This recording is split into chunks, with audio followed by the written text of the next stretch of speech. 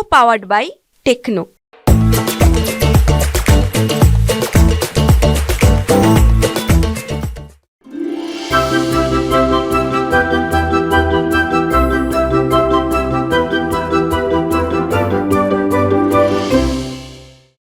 नमस्ते डॉक्टर अहमद, कहाँ से बोल रहे हैं आप सर? नमस्कार मैडम।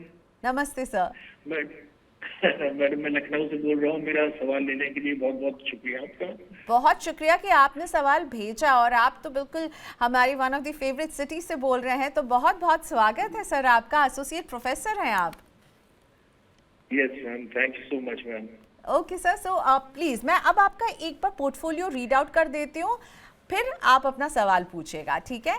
सो आपके पास है कैनेरा रोबेको का फ्लेक्सी कैप म्यूचुअल फंड, पराग पारिक का फ्लेक्सी कैप म्यूचुअल फंड। सो आप कैनेरा रोबेको में 13,000 रुपये डाल रहे हैं हर महीने, पराग पारिक में आप 15,000 रुपये डाल रहे हैं हर महीने, मोतीलाल ओसवाल के मिड कैप में आप पैसे डाल रहे हैं 10,000 रुपये, निप्पॉन का भी मिड कैप आप होल्ड करते हैं 10,000 का निवेश हर महीने यहाँ कर रहे हैं, SBI के स्मॉल कैप म्यूचुअल फंड में 10,000 का निवेश है, एक्सिस के स्मॉल कैप में 10,000 का निवेश है, और आपके पास एक LIC जीवन उमंग पॉलिसी है जिसमें आप 2 लाख की प्रीमियम हर साल भर रहे हैं, राइट?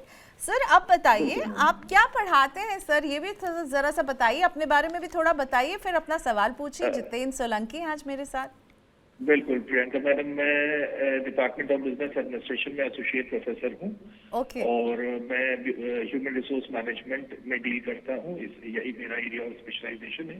वेरी नाइस और सर। जी, आपका पोर्टफोलियो जो है, अब ये जो आपने पोर्टफोलियो बनाया है, आप कब से निवेश कर रहे हैं सर, और आप इसे कब तक कंटिन्यू करना चाहते हैं? अब कुछ गोल्स होंगे, बताइए उसके बारे में। Right ma'am, right ma'am. Canara Robeco का जो फ्लेक्सी कैप म्यूचुअल फंड है, ये तो तकरीबन मैं 8 साल से कर रहा हूँ। पराग पारिक का और बाकी जो स्मॉल कैप और मिड कैप है, ये मैंने अभी लिया है कुछ महीने पहले, ये मैंने इसी साल मतलब शुरू किया है। और जो ये मेरा जीवन उमंग का है, इस पे 8% गारंटेड रिटर्न है, 24 ईयर्स की पॉलिसी है। मेरी रिटायरिंग एज, मेरी करंट एज 45 है और रिटायरिंग एज मेरी 2042 है, यानी कि 62 साल में रिटायरमेंट है। और मैम मेरा गोल है तकरीबन 5 से 8 करोड़ के साथ रिटायर होने का। और एक्चुअली बेसिक मेरा जो थोड़ा सा विजन है वो ये लेके है कि मेरे साथ विजुअल इम्पेयरमेंट है। तो मैं ये चाहता हूँ कि आफ्टर रिटायरमेंट एक फाइनेंशियल सिक्योरिटी रहे, सारी लायबिलिटीज पूरी हो जाए, और एटलीस्ट इतना कॉर्पस में बना लूँ कि मतलब रिटायरिंग लाइफ जो है उसमें मुझे एक इजी गोइंग लाइफ रहे मेरी। Okay okay.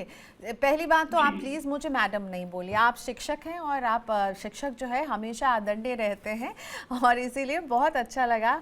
आपने अपना सवाल भी बहुत अच्छे से पूछा है मुशीर सर।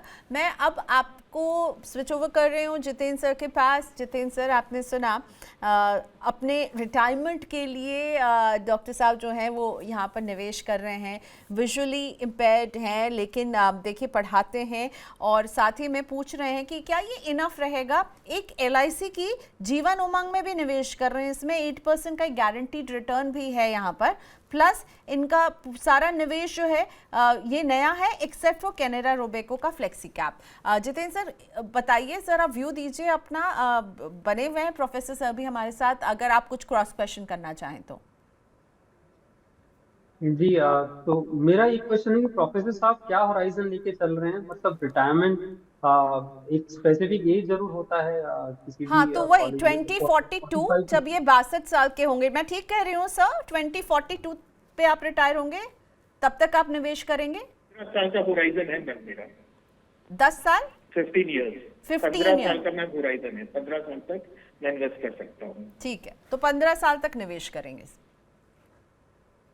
देखिए, किसी भी निवेश पोर्टफोलियो को जब आप बनाते हैं तो एक जरूर देखना होता है कि मेरा जो है एक्सपोजर कितना है और क्या मेरी रिस्क टेकिंग कैपेसिटी है। अगर मैं पोर्टफोलियो की तरफ जाता हूं तो क्या मिड कैप और स्मॉल कैप एक ऐसे सेक्टर्स होते हैं, ऐसे फंड्स होते हैं जिसमें वॉलेटिलिटी ज्यादा होती है। हालांकि रिटर्न कमाने की क्षमता जरूर जो है अच्छी होती है, लेकिन वॉलेटिलिटी भी ज्यादा होती है। और खासकर स्मॉल कैप इस तरह का फंड है जिसके अंदर वॉलेटिलिटी आपको बहुत ज्यादा देखने को मिलेगी। तो प्रॉब्लम आपके निवेश में तब आती है कि जब डाउनसाइड आता है मार्केट में, और अगर आपके पोर्टफोलियो में ज्यादा एक्सपोजर है स्मॉल कैप और मिड कैप का, और आपका पोर्टफोलियो बहुत ज्यादा डाउन जाता है, तो क्या वो आप जो उससे कंफर्टेबल होते हैं या नहीं। मेरा मानना है कि जब भी एक्सपोजर रखें तो एक डिसेंट एक्सपोजर रखें, लार्ज कैप का एक्सपोजर एक अच्छा रखें, क्योंकि लार्ज कैप का जो एक्सपोजर होता है वो डिसेंट आपको रिटर्न और कंसिस्टेंसी देता है। तो 50-60% आपका लार्ज कैप एक्सपोजर हो, और उसके बाद जो है आपका मिड कैप और स्मॉल कैप में एक्सपोजर हो सकता है। तो एक 60-40 का जो हम रेशो बोलते हैं, जिस तरह से 60-40 का रेशो अगर आप बना के चलेंगे तो ज्यादा अच्छा होगा। तो ओवरऑल पोर्टफोलियो आप जितना भी निवेश कर रहे हैं उसमें आप ये जरूर दुरुस्त कर लें कि आपका 50-60% लार्ज कैप ओरिएंटेड है और बाकी आपका मिड और स्मॉल कैप में हो सकता है। जो मुझे अभी दिखता है कि शायद आपका मिड और स्मॉल कैप में काफी हाई एक्सपोजर होने वाला है, क्योंकि फ्लेक्सी कैप भी आपका 30-35% मिड कैप की तरफ इन्वेस्ट करता है। तो अगर मैं उसको भी कंसिडर कर लूँ तो आपका जो पोर्टफोलियो है वो पूरी तरीके से मिड कैप और स्मॉल कैप की तरफ ओरिएंटेड हो सकता है। तो मेरी राय में मिड कैप और स्मॉल कैप पे इतना हाई एक्सपोजर ना रखें, इसको कर्टेल करें, लार्ज कैप की तरफ जाएं, थोड़ा 60% लार्ज कैप रखें, बाकी 40% मिड और स्मॉल कैप रखें। उस पोर्टफोलियो पर अगर चलेंगे तो कंसिस्टेंसी आपको मिलेगी और आप रिटर्न भी अच्छा कमाएंगे। ओके, सो प्रोफेसर सर को जो है मिड कैप और स्मॉल कैप को ये एक्सपोजर को कम करना होगा, लार्ज कैप को थोड़ा सा इनको बढ़ाने की ज़रूरत है। इनफैक्ट लार्ज कैप नहीं दिख रहा है अभी ना, हमें मिड कैप दिख रहा है, फ्लेक्सी कैप के माध्यम से ज़रूर लार्ज कैप में निवेश हो रहा होगा, पर ज़्यादा टिल्ट जो है मिड कैप और स्मॉल कैप में। सर आप क्या रिप्लेस करेंगे और क्या ऐड करेंगे, क्योंकि अगर उनको मिड कैप और स्मॉल कैप कम करना है और लार्ज कैप बढ़ाना है तो फिर क्या एक इंडेक्स फंड लें या फिर एक लार्ज कैप ओरिएंटेड फंड आप लेंगे? देखिए, आप कोई सा भी ले सकते हैं, लार्ज कैप ओरिएंटेड फंड भी ले सकते हैं, इंडेक्स फंड भी ले सकते हैं। अगर मुझे कर्टेल करना होगा तो प्रॉब्ली मैं एक कैटेगरी से दो फंड की मुझे जरूरत नहीं है, तो मैं एक कैटेगरी एक फंड मेरे लिए अच्छा है। अगर दो फंड है और उनकी ओवरलैपिंग 60-70% अगर स्टॉक ओवरलैप करते हैं और स्ट्रैटेजी में कोई बहुत ज्यादा डिफरेंस नहीं है, तो फिर मुझे वो ज्यादा फायदा नहीं करेगा। तो मेरी राय में आप कर्टेल अगर करना हो तो आप वहां पे रिड्यूस करें एक्सपोजर को, और लार्ज कैप आप लेके आए अपने पोर्टफोलियो में। उसके लिए आप एक्टिव चूज कर सकते हैं या पैसिव चूज कर सकते हैं। ओके, सो मिड कैप और स्मॉल कैप में एक्सपोजर कम करना है सर, आपको ज़रूर कर लीजिएगा उसको। और इसीलिए यहाँ पर जो है ये बहुत ही क्या हो रहा है कि मैं देख रही हूँ 2 मिड कैप 2 स्मॉल कैप, सो उसको आपको कम करने की ज़रूरत है। चलिए, हम उम्मीद करते हैं कि आप इसको अचीव कर पाएँ और अपने फाइनेंशियल गोल्स तक पहुँच सकें। एक क्वेश्चन अब मैं पिक करती हूँ यूट्यूब के लाइव से मोहम्मद नज़ीर जी का। मोहम्मद नज़ीर जी के पोर्टफोलियो में क्या क्या है वो जितेंद्र सर को दिखा देते हैं एक बार। SBI का मैग्नम मिड कैप फंड है, 1000 का निवेश यहाँ पर कर रहे हैं। कोटक की मल्टी कैप में 1000 का निवेश कर रहे हैं। एक्सिस स्मॉल कैप फंड में 1000 का निवेश है। ICICI के ब्लू चिप फंड में 1000 का निवेश कर रहे हैं। ठीक है, 4000 निवेश और ये 5000 जो है अब पहुँच के टोटल अमाउंट पराग पारेख में, सब में 1000 का निवेश है नजीर अली साहब का। आपको इनका पोर्टफोलियो कैसा लग रहा है सर? 15 साल के लिए ये निवेश करेंगे, हाँ ये भी इन्होंने बताया है। मेरा सिर्फ सही है क्या या मुझे कुछ बदलना चाहिए? मैं 15 साल तक ये निवेश करूंगा। देखिए, बदलना मुझे लगता है कि 5 फंड 1000 रुपये मंथली आपने कर दिया, मुझे लगता है उसको बदलना चाहिए। आप 2 या 3 फंड मैक्सिमम रखें अपने पोर्टफोलियो में। और जैसा मैंने हमेशा कहा कि एक लार्ज कैप होना बहुत आवश्यक है, तो लार्ज कैप को अपने पोर्टफोलियो में रखते हैं। उसके अलावा मिड कैप और स्मॉल कैप कैटेगरी से रख सकते हैं। मिड कैप का एक्सपोजर आप फ्लेक्सी कैप से भी कर सकते हैं, तो वो आप रख सकते हैं। बट मुझे ऐसा लगता है कि 1000 करके 5000 आपने निवेश कर दिया, 5 फंड आपने अपने पोर्टफोलियो में ले दिए, तो गलत स्ट्रैटेजी हो जाएगी। आप अगर आप करते हैं तो 2500 करके आप 2 फंड में निवेश कीजिए और उससे आप चलिए। आपको कल SIP बढ़ानी है तब आप एक और फंड ऐड कर सकते हैं, बट 1000 करके पॉसिबली 5 फंड थोड़े ज्यादा हो जाते हैं। ओके, ये दूसरे दर्शक हैं जिनको आप सर लार्ज कैप इंक्लूड करने के लिए कह रहे हैं। सो मैं इसका रैशनल भी आपसे पूछना चाहूँगी जितेंद्र सर कि क्यों होना चाहिए लार्ज कैप? क्योंकि अगर लोगों को लगता है भाई अगर मेरा लॉन्ग टाइम का नज़रिया है, 15 साल इन्होंने भी कहा, और प्रोफेसर सर के पोर्टफोलियो को भी जब हम उन पर बात कर रहे थे उन्होंने भी कहा वो 15 साल तक निवेश करेंगे, तो शायद इस सोच के साथ उन्होंने लार्ज कैप को शामिल नहीं किया। और आपने दोनों ही व्यूअर्स को कहा कि आपके पास लार्ज कैप होना चाहिए। तो लार्ज कैप क्या पोर्टफोलियो में हमारे ऐसी क्या बात लेकर आता है और जिसकी वजह से आप इसे जरूरी मानते हैं? देखिए, लार्ज कैप कोई भी फंड होता है लार्ज कैप स्टॉक्स में इन्वेस्ट करता है। लार्ज कैप स्टॉक जब हम बात करते हैं तो रिलायंस इंडस्ट्रीज या और दूसरी कंपनी हो जाती है, और किसी भी लार्ज कैप स्टॉक का आप परफॉर्मेंस देखेंगे तो एक कंसिस्टेंसी उसमें आपको दिखाई देती है, और डाउन वो अपवर्ड आपको शायद मिड और स्मॉल कैप से कम दिखाई देता है, लेकिन डाउनवर्ड भी आपको उनसे कम दिखाई देता है। तो जब इस तरह के स्टॉक्स हमारे या इस तरह के फंड हमारे पोर्टफोलियो में होते हैं तो पोर्टफोलियो को एक कंसिस्टेंसी देते हैं। जो एक डाउनसाइड प्रोटेक्शन मुझे मिलना चाहिए वो मुझे मिलता है विद रिस्पेक्ट टू जो वोलेटिलिटी मुझे दिखेगी। अब अगर आपने ज्यादा मिड कैप और स्मॉल कैप आपने डाल दिया, तो खासकर स्मॉल कैप कैटेगरी को हम लेते हैं तो स्मॉल कैप बहुत ज्यादा वोलेटाइल होने वाला है। हो सकता है मार्केट केवल 30% गिरा हो, लेकिन आपके पोर्टफोलियो में अगर स्मॉल कैप है तो आपका पोर्टफोलियो 60% तक डाउन जा सकता है। तो अब हमें नहीं मालूम जो भी निवेशक सवाल पूछते हैं उनका रिस्क एपेटाइट क्या है, वो कितने कंफर्टेबल हैं डाउन साइड देखने के लिए। हो सकता है प्रोफेसर साहब जो है निवेश कर रखा हो, लेकिन जब सडनली अपने पोर्टफोलियो में वो 40-50% का डाउनफॉल देखते हैं तो निवेशक कंफर्टेबल हो जाता है, अनकंफर्टेबल हो जाता है। इसीलिए हम बोलते हैं कि लार्ज कैप का आपका पोर्टफोलियो में होना जरूरी है, जिससे कि एक जो डाउनवर्ड प्रोटेक्शन आपको मिलता है आपके रिस्क एपेटाइट के अकॉर्डिंग वो आपको मिले, प्लस लार्ज कैप हमेशा आपके पोर्टफोलियो को कंसिस्टेंसी देते हैं। आपका जो रिटर्न है वो एक कंसिस्टेंसी उसमें मिलती है आपको।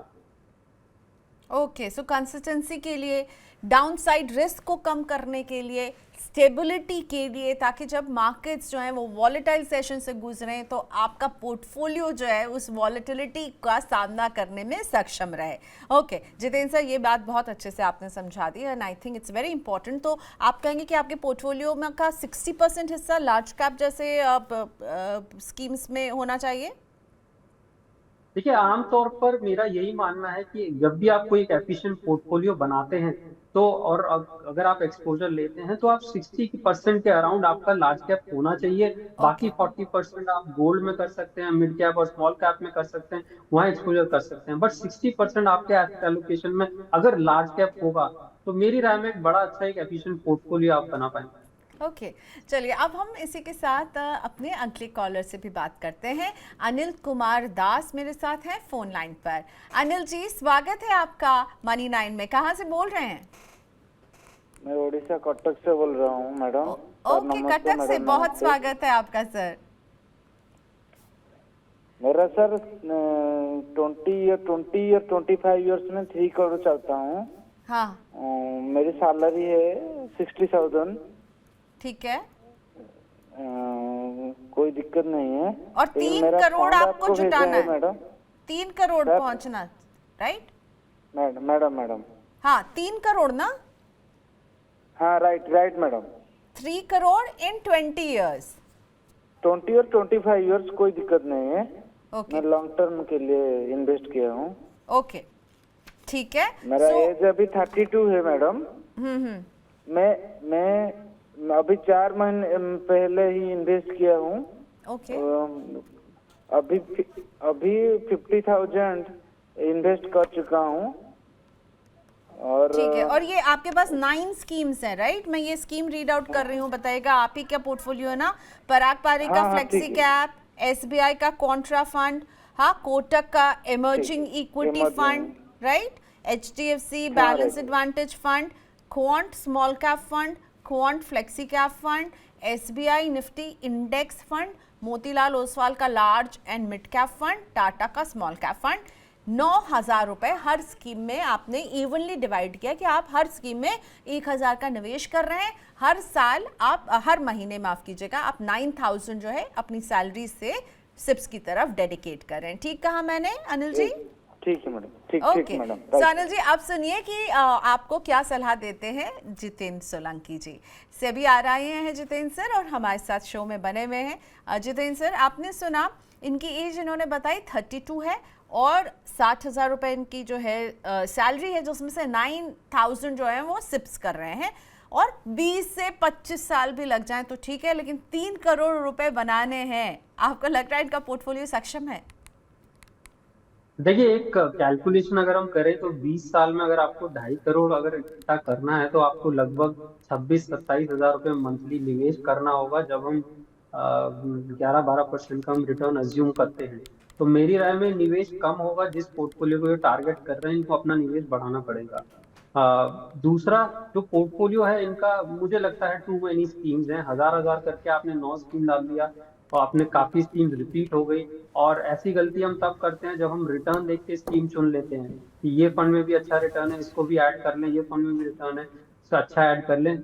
9,000 रुपये पर मंथ अगर आप निवेश कर रहे हैं, मुझे ऐसा लगता है कि केवल 3 या 4 मैक्सिमम स्कीम आप अपने पोर्टफोलियो में रखिए। और जैसा मैं बोलता आया हूँ, लार्ज कैप ओरिएंटेड पोर्टफोलियो रखिए, 2 स्कीम लार्ज कैप ओरिएंटेड, बाकी एक एक जो है आप मिड और स्मॉल कैप जैसे आपकी रिस्क एपेटाइट हो वैसे ऐड कर सकते हैं। बट 60% आपके पोर्टफोलियो में अगर लार्ज कैप दिखता है और बाकी 40% अगर आपका मिड और स्मॉल कैप दिखता है, तो मेरी राय में वो पोर्टफोलियो एफिशिएंट होता है। नंबर ऑफ स्कीम बढ़ाने से आपका पोर्टफोलियो एफिशिएंट नहीं बनेगा, बट जो पोर्टफोलियो का एक्सपोजर है वो किस तरीके से आप ले रहे हैं उससे आपका पोर्टफोलियो एफिशिएंट बनेगा।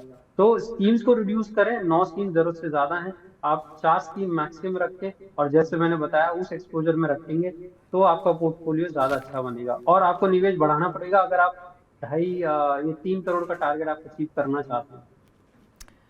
ओके, सो अनिल जी, एक तो 9 स्कीम्स ना बहुत ज़्यादा आपने भीड़ लगा ली है, उसको कम कीजिएगा। और अगेन लार्ज कैप बहुत कम है, स्मॉल कैप और मिड कैप में टिल्टेड है आपका निवेश, तो उसको भी ठीक करनी चाहिए। सो 9 की जगह आप 5 लेकर आइए और 5 में से ये इंश्योर कीजिए कि 60% आपका पैसा जो है वो लार्ज कैप में जा रहा हो, फिर बाकी बचा जो 40% पैसा है वो स्मॉल और मिड कैप में जा रहा हो। तो अभी जो है ना 9,000 की रकम आपको 3 करोड़ तक नहीं ले जाएगी, इसको आपको बढ़ाना पड़ेगा। 26,000 27,000 का निवेश जब आप करेंगे तब आप 3 करोड़ तक पहुंचेंगे। तो स्कीम्स कम कीजिए, निवेश को बढ़ाइए and I wish you all the very best कि आप ज़रूर हासिल करें 3 करोड़ जो आप जिस मंजिल तक पहुंचना चाहते हैं।